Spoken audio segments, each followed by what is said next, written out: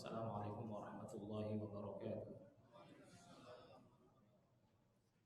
Innal hamdalillah nahmaduhu wa nasta'inuhu wa nastaghfiruh wa na'udzu billahi min shururi anfusina wa min sayyiati a'malina. May yahdihillahu fala mudilla lahu wa may yudlil fala hadiya lahu. Asyhadu an la ilaha illallah wahdahu la syarika lahu wa asyhadu anna Muhammadan abduhu wa rasuluh. يا أيها الذين آمنوا اتقوا الله حق تقاته ولا تموتن إلا وأنتم مسلمون يا أيها الناس اتقوا ربكم الذي خلقكم من نفس واحدة وخلق منها زوجها وبث منهما رجالا كثيرا ونساء واتقوا الله الذي تساءلون به والأرحام إن الله كان عليكم رقيبا يا أيها الذين آمنوا اتقوا الله وقولوا قولا سديدا يصلح لكم أعمالكم ويغفر لكم ذنوبكم ومن يطع الله ورسوله فقد فاز فوزا عظيما أما بعد فإن أصدق الحديث كتاب الله وخير الهدي هدي محمد صلى الله عليه وعلى آله وسلم وشر الأمور محدثاتها فإن كل محدثة بدعة wa kullu bid'atin dhalalah wa kullu dhalalatin finnar. Ahibati fillah, ikhwani wa akhwati fillah, rahimani wa rahimakumullah. Kita akan melanjutkan pembacaan tentang fawaid dari hadis nomor ke-135 atau 130 berapa? 137 ya, 137. Sebelumnya selalu ana ingatkan bahwa kita wajib bersyukur kepada Allah Subhanahu wa taala karena dengan izin dan taufiknya kita bisa kumpul di majelis yang mulia ini untuk sama-sama belajar agama, belajar din Islam, membaca Al-Quran dan hadis-hadis Rasulullah Sallallahu Alaihi Wasallam. Kita selalu ingat hadis Rasul kita Sallallahu Alaihi Wasallam, "Man salaka tariqan yaltamisu fihi ilman, sahalallahu lahu bihi tariqan ilal jannah." Yang artinya, barang siapa yang berjalan di sebuah jalan dalam rangka menuntut ilmu, maka Allah akan mudahkan jalannya menuju ke surga. Hadis yang kemarin kita baca adalah hadis dari Sumay Maula Abi Bakar ibn Abdurrahman ibn Al-Harith ibn Hisham, dari Abi Saleh As-Samman, dari Abu Hurairah radhiyallahu anhu, bahwa fuqara al-muslimin, maksudnya orang-orang fakir dari kalangan muslimin, kaum muhajirin, mendatangi Rasulullah sallallahu alaihi wasallam, dan mereka berkata kepada Rasul kita sallallahu alaihi wasallam, "Ya Rasulullah, qad dhahaba ahlud dusuri bi darajatil ula wan na'imil muqim." Wahai Rasulullah, orang-orang kaya telah memborong derajat yang tinggi dan kenikmatan yang abadi. Kemudian Rasul bertanya, "Wa ma dzak?" Apakah itu? Kata Rasul, mereka para sahabat menjawab, "Yusalluna kama nusalli, wa yasumuna kama nasum, wa yatasaddaqu wa la natasaddaq, wa yu'tikuna wa la nu'ti." Mereka salat sebagaimana kita salat. Mereka puasa sebagaimana kita puasa. Mereka bersedekah, kita tidak bisa bersedekah. Mereka memerdekakan budak, kita tidak bisa memerdekakan budak. Ada 4 hal di sini disebutkan oleh mereka. 2 hal bisa mereka lakukan, 2 hal tidak mereka bisa lakukan. Yang bisa mereka lakukan bersama-sama orang kaya, salat dan puasa.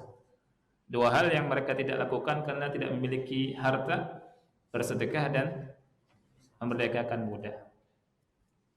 Kemudian Rasulullah SAW bersabda, "Afala u'allimukum syai'an tudrikuna bihi man sabaqakum?" Maukah aku tunjukkan kepada kalian tentang sesuatu yang kalian bisa mengejar orang-orang sebelum kalian, wa tasbiquna man ba'dakum, dan kalian bisa mendahului orang-orang setelah kalian. Wala yakunu ahadun afdala minkum illa man sana'a mithla ma sana'tu. Dan tidak ada seorang pun yang lebih utama daripada kalian kecuali orang yang melakukan seperti apa yang kalian lakukan. Mereka menjawab, "Bala ya Rasulullah." Iya wahai Rasulullah. Kemudian Rasulullah SAW berkata, "Tusabbihuna wa tukabbiruna wa tahmaduna dubura kulli salatin 33 marrah." Kalian bertasbih, bertakbir, bertahmid di akhir setiap salat 33 kali. Kemudian Abu Saleh berkata, fuqara muhajirin mendatangi kembali Rasul sallallahu alaihi wasallam dan berkata, "Sami'a ikhwanuna ahlul amwal bima fa'alna fa fa'alu mithlahu." Mereka saudara-saudara kita orang-orang kaya mendengar apa yang kami atau kita lakukan dan mereka pun melakukan apa yang kita lakukan. Kemudian Rasulullah SAW bersabda, "Dzalika fadlullahi yu'tihi may yasha." Itulah karunia Allah, Allah memberikan kepada siapa yang Allah kehendaki. Nah, ini di antara hadisnya yang kita baca ikhwati fillah, dan kita akan melanjutkan pembacaan fawaid dari hadis ini sampai ke faedah yang keberapa? Ya, keempat ya. Baik. Yang kelima sama, ana loncat saja. Sekarang masuk faedah keenam.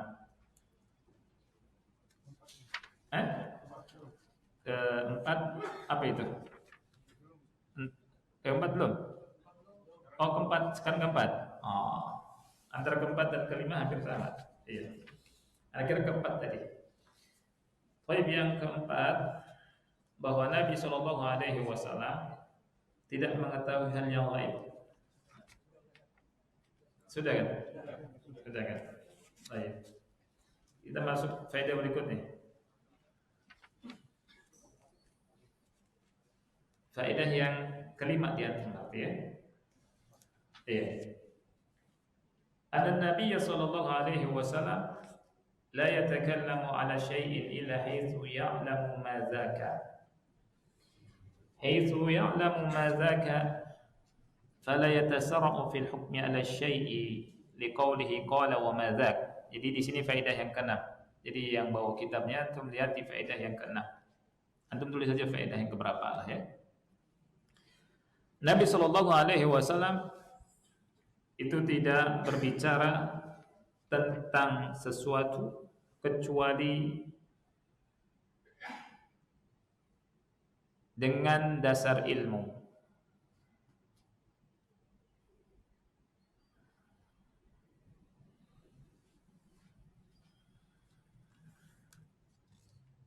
Dan beliau tidak tergesa-gesa menghukumi sesuatu, tidak terburu-buru untuk menghukumi sesuatu.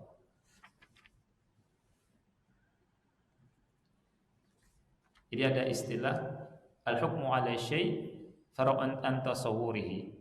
Menghukumi sesuatu itu bagian atau cabang dari pengetahuan tentangnya. Kalau antum misalkan ditanya tentang sesuatu, ya, maka antum kalau tidak tahu mengatakan saya tidak tahu, ya kan? Karena tidak tahu, ya kan? Tapi kalau antum tahu, maka antum berbicara tentang sesuatu itu, gitu. Misalkan antum ditanya tentang berapa anaknya Pak Rizal, misalkan. Pak Rizal punya anak. Kemudian berapa lagi anaknya? Antum berkata 10, misalkan begitu. Betul atau salah? Pak Rizal punya anak berapa? Ya, nggak tahu kan? Ya tidak.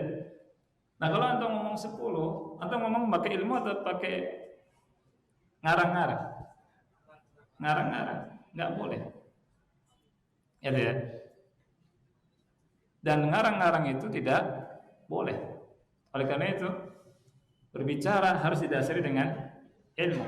Makanya Imam Bukhari rahimahullah memiliki bab tersendiri dalam Bukhari, bab al-ilmu qabla al-qawli wal amal. Berilmu sebelum berkata dan beramal. Anda harus mengilmui dulu. Begitu juga menghukumi sesuatu. Menghukumi sesuatu harus didasarkan dengan apa? Dengan ilmu, dengan pengetahuan. Ya. Tidak boleh kita menghukumi sesuatu itu wajib atau sunnah atau makruh atau haram, harus dengan dasar ilmu. Menghukumi sesuatu baik atau tidaknya harus dengan dasar ilmu. Menghukumi sesuatu, apalagi kelompok sesat atau tidak sesat, dengan dasar ilmu. Al-hukmu 'ala syai' far'un an tasawwurihi. Menghukumi sesuatu harus didasarkan dengan ilmu. Jadi yang diajarkan oleh Rasul kita sallallahu alaihi wasallam. Dan Rasul kita sallallahu alaihi wasallam tidak akan berkata kecuali dengan ilmu. Makanya beliau tanya dulu, "Wa ma dzak?" Apakah itu?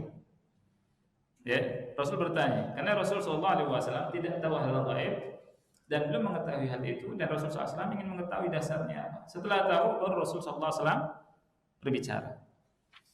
Ini faedah yang kelima di antaranya. Saya ada yang saya loncat. Faedah yang keenam sekarang. At-tashwiq li syai' qabla al-hadits anhu. At-tashwiq li syai' qabla al-hadits anhu. Anda terjemahkan dengan kalimat at-tashwiq ini, menyampaikan kalimat yang memikat. At-tashwiq menyampaikan kalimat yang memikat sebelum berbicara tentang sesuatu atau sebelum berbicara tentangnya. At-tashwiq ini dari kata syauq, membuat rindu, ya, untuk mendengar apa yang disampaikan oleh Rasulullah sallallahu alaihi wasallam. Nah, at-tashwiq ini ikhwani fillah salah satu dari uslub bahasa Arab. Apabila seseorang diberikan tashwiq, maka orang tersebut akan perhatian. Kemudian pikirannya terbuka untuk menerima apa yang akan kita sampaikan. Ini salah satu uslub. Ya. Sebelum kita berbicara tentang sesuatu, kita membuka dengan kalimat yang memikat. Rasulullah sallallahu alaihi wasallam menyampaikan dengan kalimat yang memikat, dengan sabda beliau, "Afala u'allimukum syai'an tudrikuna bihi man sabaqakum ila akhirih." Maukah aku ajarkan kepada kalian tentang sesuatu yang dengan sesuatu itu kalian bisa mendahului atau mengejar orang-orang sebelum kalian dan mendahului orang-orang yang datang setelah kalian. Ya. Ini namanya apa? Tashwiq.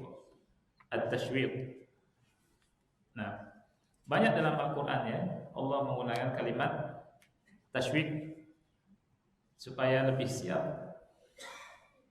Di surat As-Saff ayat 10 Allah berfirman, "Ya ayyuhalladzina amanu hal adullukum ala tijaratin tunjikum min adzabin alim." Wahai orang-orang yang beriman, maukah aku tunjukkan kepada kalian tentang perniagaan yang bisa menyelamatkan kalian dari azab yang pedih? Ini termasuk tashwiq.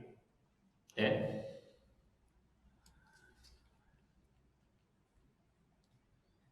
Faedah yang ke-7. Fadilatu hadza dzikri, yakni anna an-nabiy sallallahu alaihi wasallam ja'alahu sababan lis-sabr. Keutamaan zikir ini.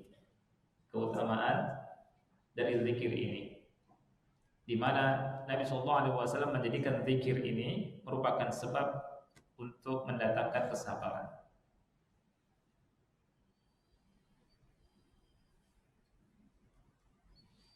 Jadi kalau kita ingin mendapatkan kesabaran dan bisa bersabar dalam menghadapi kehidupan dunia dan keseharian di hidup dunia ini, di antaranya kita baca zikir-zikir yang diajarkan oleh Rasul sallallahu alaihi wasallam. Setelah sholat kita baca subhanallah 33 kali, alhamdulillah 33 kali, Allahu akbar 33 kali. Ya. Jadi zikir ini Rasul sallallahu alaihi wasallam jadikan merupakan sebab kita mendapatkan kesabaran. Orang-orang fuqara muhajirin datang ke Rasul sallallahu alaihi wasallam dan menyampaikan tentang apa yang dirasakan oleh mereka. Kemudian Rasul sallallahu alaihi wasallam menyampaikan zikir ini.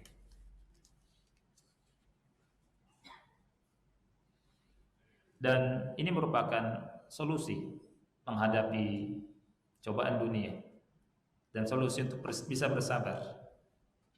Zikir, dan dengan zikir datanglah ketenangan. Ya. Allah Subhanahu wa taala mengabarkan kepada kita, ala bi dzikrillah tatmainnu al-qulub.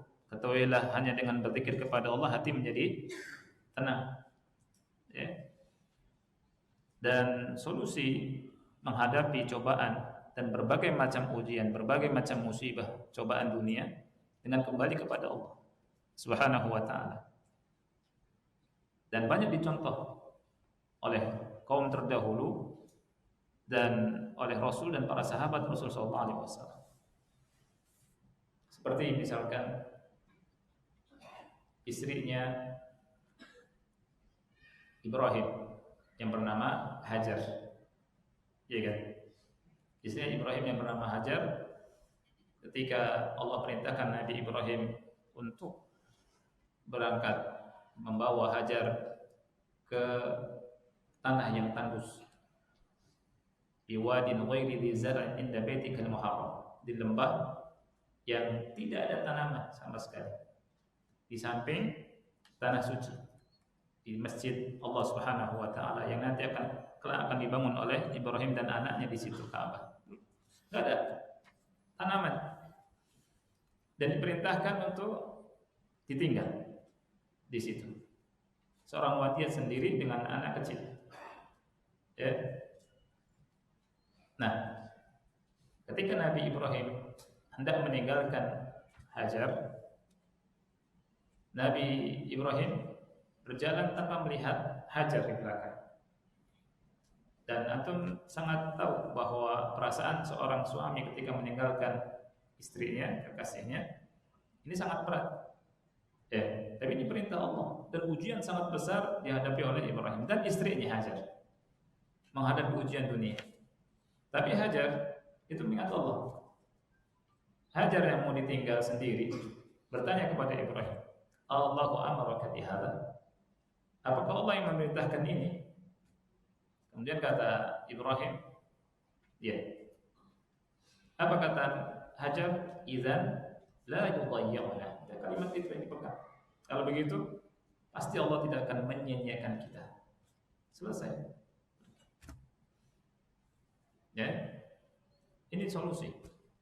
Dengan tawakal, berzikir dan kembali kepada Allah Subhanahu wa taala, memenuhi hati dengan iman, dengan tawakal, dan lisan kita selalu berzikir. Ya. Di antaranya setelah sholat kita berikan hak zikir. Ini merupakan sebab untuk bisa menghadapi berbagai macam problematika hidup. Dan kata Syekh Muhammad bin Shalih Al-Utsaimin rahimahullah, di hadis ini menunjukkan tentang keutamaan berzikir, di mana Rasulullah SAW menjadikannya sababan lis-sabr, merupakan sebab untuk bisa mendapatkan kesabaran. Faedah yang ke-9 di atom ke-8 ya. Itsbatu tafadulin nasi fima bainahum. Hadis ini menetapkan bahwa manusia itu berderajat, bertingkat-tingkat.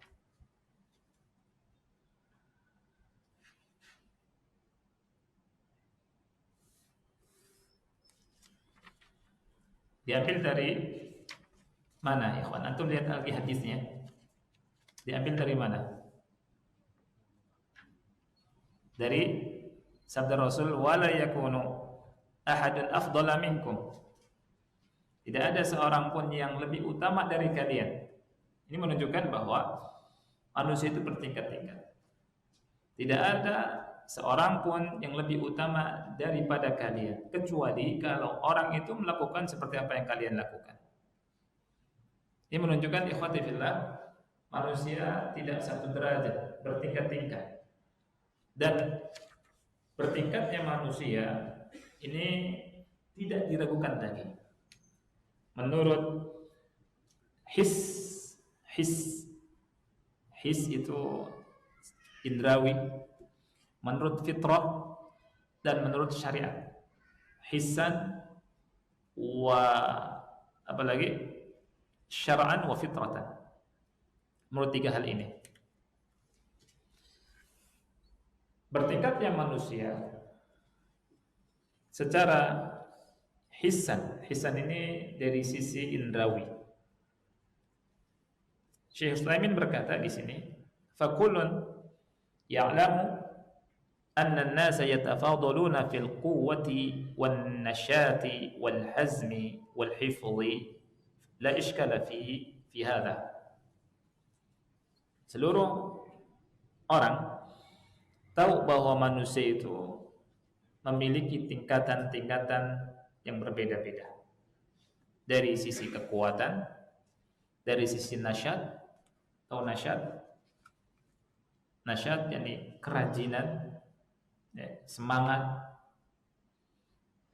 dan dari sisi hifdz, hafalan, dan yang lainnya. La syak, tidak dilakukan lagi. Ada orang yang ketika disuruh ngangkat beban 10 kilo itu enggak kuat. Ada orang disuruh mengangkat beban 100 kilo enggak ada rasanya. Ini dari sisi kekuatan, ya kan? Juga dari sisi semangat, kerajinan. Ada orang malas-malasan ba'da subuh tidur. Ada yang orang yang rajin. Ada orang yang dari sisi hafalan cepat menghafal. Ada yang orang yang hafalannya kurang. Ya. Dan orang dari sisi hafalan macam-macam. Ada yang cepat menghafal, ya, cepat lupa. Ada yang cepat menghafal, lama lupa. Ada yang lama menghafal, cepat lupa. Ya kan? Mana yang terbaik nih? Ya. Itu manusia macam-macam. Ya. Yang paling berat susah ngapalin, lupanya cepat. Ya tidak? Disuruh ngapalin surat An-Naba, ya, lama. Ya kan? Sudah lama, besok lupa lagi. Subhanallah.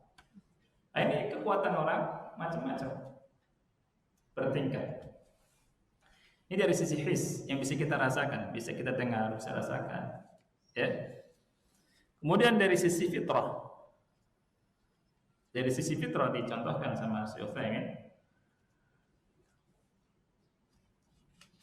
atau saya bacakan dulu keterangan beliau. Fali'anna kullu insanin mafturun ala annahu la yastawi. Jadi setiap manusia difitrahkan dalam keadaan tidak sama satu dengan yang lainnya. Ini secara fitrah. Ya. La yastawi ar-radhi' alladhi fil mahdi ma'asyab al-jalad. Tidak sama anak kecil yang mesin netek, yang mesin nyusu, dengan anak muda yang kuat. Sama tidak? Ya, tidak sama. Mana yang lebih kuat? Anak kecil yang mesin netek atau anak muda? Ya, anak muda. Fitrah. Ya kan? Secara fitrah. Tentunya setiap orang akan mengatakan anak muda lebih kuat daripada anak kecil ini. Bahkan pertanyaan ini menunjukkan orang yang bertanya Itu orang bodoh. Ya tidak. Menunjukkan ngapain antum bertanya tentang masalah ini. Ini sangat jelas dari sisi fitrah bahwa ada perbedaan dan Allah kasih bertingkat-tingkat. Nah, adapun menurut syariat,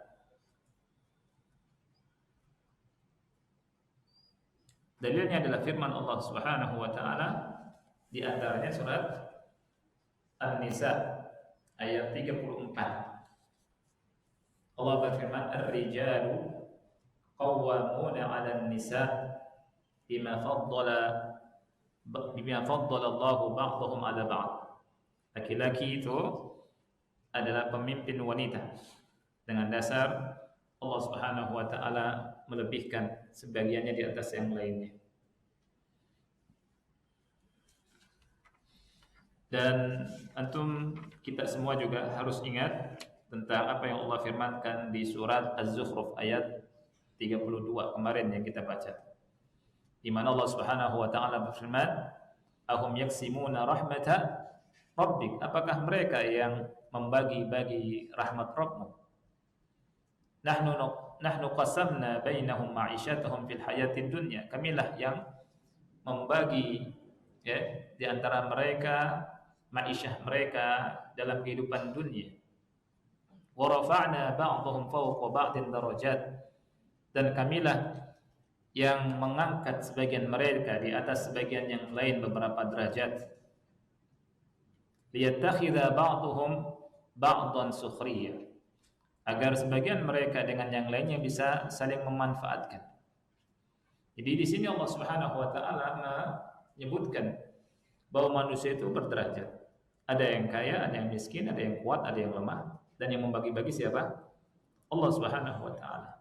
Liyattakhidha ba'dhum ba'dha sukhriya. Ini di antara hikmahnya. Agar Allah Subhanahu wa taala agar sebagian mereka dengan yang lainnya mengambil manfaat satu sama lain. Yang kaya ngambil manfaat dari yang miskin ngambil manfaat dari yang kaya. Yang kuat ngambil manfaat dari yang lemah ngambil manfaat dari yang kuat. Jadi saling mengambil manfaat. Nah,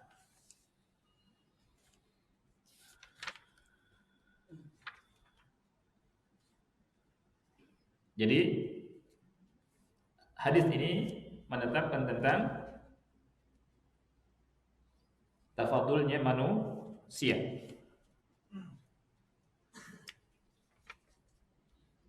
Masuk ke faedah berikutnya. Faedah keberapa? Anda loncat ya, ikhwan. Di sini faedah yang ke-11. Ar-raddu 'alal jabriyah. Ar-raddu 'alal jabriyah. Bantahan terhadap kaum Jabriyah. Tentang masalah takdir ada dua firqah yang menyimpang. Yang pertama Qadariyah yang menolak takdir. Yang kedua Jabriyah. Jabriyah ini mereka meyakini bahwa manusia itu tidak memiliki kehendak, tidak memiliki masyiah, ya. Dan mereka mengatakan bahwa manusia itu seperti rih, karisha fi mahabbat rih, seperti bulu yang dilempar oleh angin, diterbang oleh angin. Dia enggak punya kehendak. Ini namanya Jabriyah.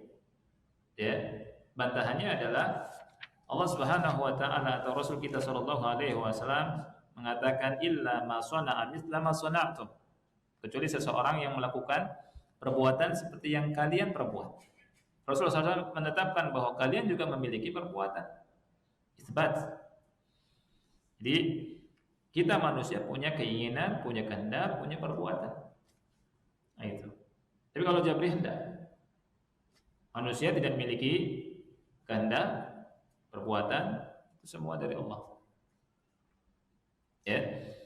Ini orang-orang Jabriyah.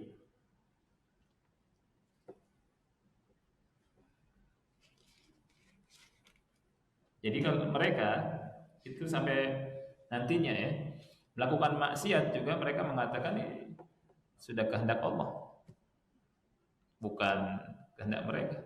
Ini takdir Allah begitu. Semuanya takdir Allah. Enggak sholat, takdir Allah. Enggak puasa, takdir Allah. Melakukan maksiat, takdir Allah. Mencuri, takdir Allah. Berzina, takdir Allah. Itu bahaya sekali. Pemahaman seperti ini sangat bahaya. Untuk menyadarkannya nggak apa-apa, antum bentung pakai bentungan kepala antum. Loh, kenapa kamu pentung? Pentungnya jangan keras-keras, nanti mati kasihan. Kenapa antum cubit? Ya, antum bilang apa? Ini takdir Allah juga. Giliran yang tidak enak, dia nggak mau menisbatkan kepada ini dirinya. Nah, faedah yang ke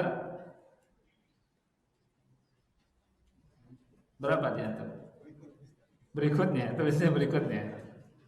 Nah, faedah berikutnya. Fadilatu hadzal dzikr. Faedah yang ke-10 di antum ya. Keutamaan zikir ini setelah salat, yakni mengucapkan subhanallah walhamdulillah Allahu akbar.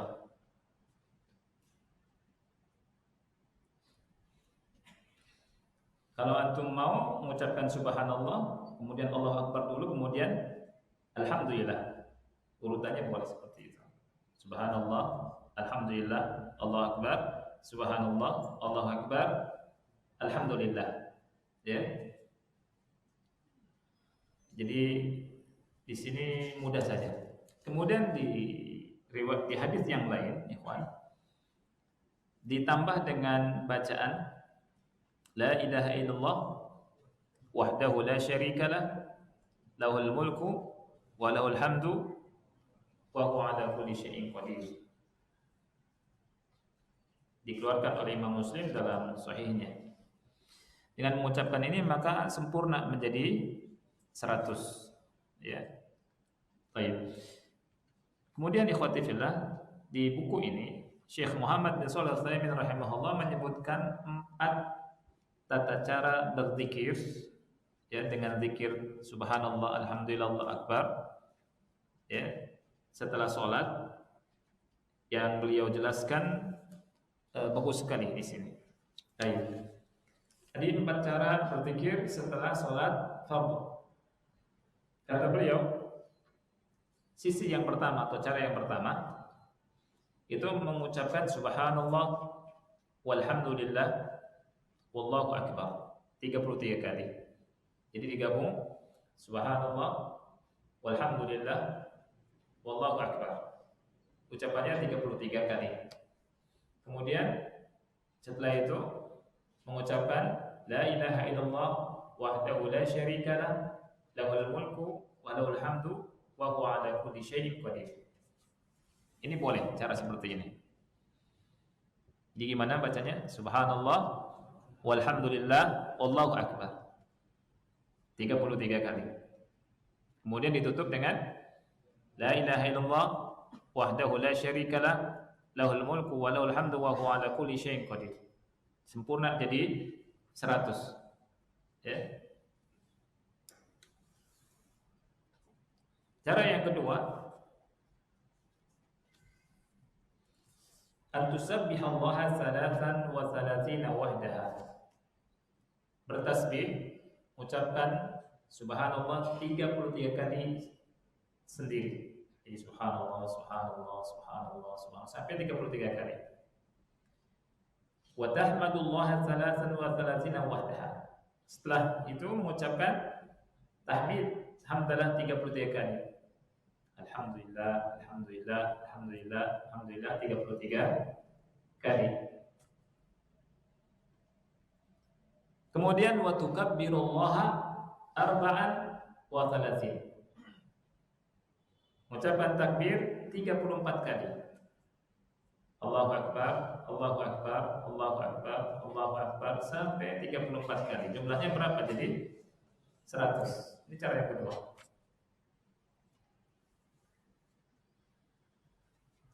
Al-wajhu tsalits, cara yang ketiga. Cara yang ketiga, subhanallah wahdaha asyran, mengucapkan subhanallah 10 kali sendiri, subhanallah subhanallah subhanallah subhanallah subhanallah subhanallah subhanallah subhanallah subhanallah subhanallah subhanallah 10 kali. Selesai mengucapkan hamdalah 10 kali, alhamdulillah alhamdulillah alhamdulillah alhamdulillah, ya, 10 kali. Selesai mengucapkan Allahu Akbar 10 kali. Jumlahnya berapa? 30. Ini juga pernah dilakukan. Ini cara yang ketiga. Cara yang keempat adalah mengucapkan subhanallah walhamdulillah wa la ilaha illallah wallahu akbar 25 kali. Subhanallah walhamdulillah wa la ilaha illallah wallahu akbar. Subhanallah walhamdulillah wa la ilaha illallah wallahu akbar. Jumlahnya 25 kali. Jadi jumlahnya juga 100. Jumlahnya berapa? 100 juga. Ya. Jadi subhanallah walhamdulillah la ilaha illallah wallahu akbar berapa tuh? 4 kan? 4 dikali 25 kali. 25 kali jadi 100 juga. Ya. Nah ini kata Syekh Utsaimin, ya, ayyuhuma afdal, mana yang lebih utama? Kita ambil salah satunya dari 4 cara ini, kemudian kita lakukan terus-menerus, atau sesekali cara yang pertama atau yang kedua atau ketiga, ya. Sesekali cara pertama, sesekali cara kedua, sesekali cara ketiga, mana yang lebih utama? Watsani as-shawab. Kata Syekh Utsaimin, yang kedua cara yang benar. Ini kadang melakukan cara yang pertama, kadang melakukan cara yang kedua, kadang melakukan cara yang ketiga, kadang melakukan cara yang keempat. Ya. Ada 3 faedah kalau kita melakukan cara yang kedua. Faedah yang pertama, tahqiqut tiba'is sunnah, mewujudkan, merealisasikan ittiba' sunnah. Jadi betul-betul mengikuti sunnah Rasul kita sallallahu alaihi wasallam. Karena Rasul kadang ini, kadang ini, kadang ini.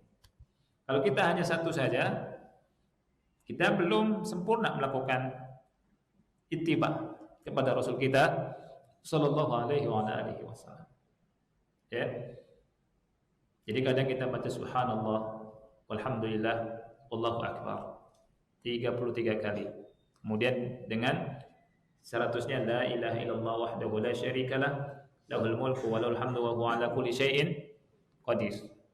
Kemudian ba'da zuhur, misalkan cepat ada kerjaan, ya, enggak masalah, baca subhanallah 10 kali, alhamdulillah 10 kali, Allahu akbar 10 kali misalkan. Ya. Kemudian ba'da maghrib antum mau baca yang kedua misalkan subhanallah 33 kali, alhamdulillah 33 kali, Allahu akbar berapa? 34 kali. Kemudian sesekali kita baca yang keempat, subhanallah walhamdulillah wa la ilaha illallah wallahu akbar 25 kali. Jadi kita ketika membaca seperti ini, terkadang ini, terkadang ini, terkadang ini adalah tahqiq ittiba' as-sunnah. Betul-betul kita sedang mewujudkan, merealisasikan sunnah Rasul kita sallallahu alaihi wasallam dengan sempurna. Nah, ini 4 cara ini mudah-mudahan kita hafal, ya.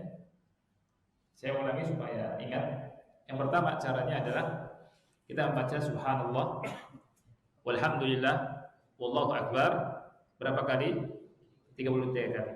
Jadi subhanallah walhamdulillah wallahu akbar, subhanallah walhamdulillah wallahu akbar, terus sampai 33 kali Kemudian kita baca la ilaha illallah wahdahu la syarikalah lahul mulku wa lahul hamdu wa huwa ala kulli syai'in qadir. Ini yang pertama. Cara yang kedua yang bisa juga kita lakukan, kita baca subhanallah 33 kali. Subhanallah, subhanallah, subhanallah, subhanallah selesai 33. Kemudian alhamdulillah, alhamdulillah, alhamdulillah 33 kali. Allahu akbar berapa? 34 kali. Ini juga bisa dilakukan. Cara yang ketiga, kita lakukan subhanallah 10 kali. Subhanallah, subhanallah, subhanallah, subhanallah selesai. Kemudian alhamdulillah, alhamdulillah, alhamdulillah. Kemudian Allah akbar semuanya 10 kali. Jumlahnya 30 kali. Kemudian yang keempat adalah dengan cara membaca gabung subhanallah walhamdulillah wa la ilaha illallah wallahu akbar berapa kali? 25 kali. Jumlahnya 100. Faedah yang kedua, alla tansa sunnah ats-tsaniyah, yakni hifdz sunnah ats-tsaniyah. Jadi supaya engkau tidak melupakan sunnah yang kedua atau sunnah yang lainnya. Kalau salah satu di antara kita membaca salah satu dari 4 cara ini, kemudian tidak membaca yang lainnya, dengan berjalannya waktu kita akan lupa. Ya. Nah, dengan kita membaca satu ini, kemudian di kesempatan yang lain yang kedua, kesempatan yang lain cara yang ketiga, maka tidak akan melupakan sunnah Rasul sallallahu alaihi wasallam. Faedah yang ketiga, ikhwati fillah, ihdarul qalb. Ihdaru al-qalbi. Menghadirkan hati. Menghadirkan hati, dan ini sangat penting sekali. Karena tidak monoton. Sesuatu yang monoton maka akan terasa biasa saja. Bahkan bisa datang malam, kejemuan, kebosanan. Tetapi ketika diubah-ubah, maka mesti akan ada perhatian di hati kita. Dan itu. Ya. Jadi dengan kita mengubah-ubah dengan cara A, B, C, D berbeda-beda, maka hati akan hadir, tidak akan terasa biasa. Tapi kalau misalkan salah satu saja, ya, itu biasanya, dan ini pengalaman dari ulama, biasa seperti otomatis, ya, seperti biasa sudah. Nah, dengan kita ubah-ubah, maka hati akan hadir. Begitu juga ketika kita dengarkan khutbah atau kajian atau ceramah, monoton satu saja, kenceng semua dari awal sampai akhir, bosan orang. Atau misalkan santai terus, ikhwan gimana, sehat, kabarnya baik semua, assalamualaikum warahmatullahi wabarakatuh, tidur semua kan. Tapi kalau kadang kencang, kadang keras, kadang lembut, kadang seterusnya, ada sedikit senyumnya kan gitu. Ini tidak bosan. Nah, ini saja barangkali ikhwah yang kita bahas dalam kesempatan ini. Insyaallah kita lanjutkan, ya. Mesti ada beberapa faedah. Ini faedahnya sangat banyak dan bagus-bagus sekali. Kita bersabar insyaallah menyelesaikan fawaidnya, dan di hari ini kita cukup sampai sini. Wallahu a'lam bishawab. Wa sallallahu ala nabiyyina Muhammad wa ala alihi wa sahbihi wa baraka wasallam. Wassalamualaikum warahmatullahi wabarakatuh.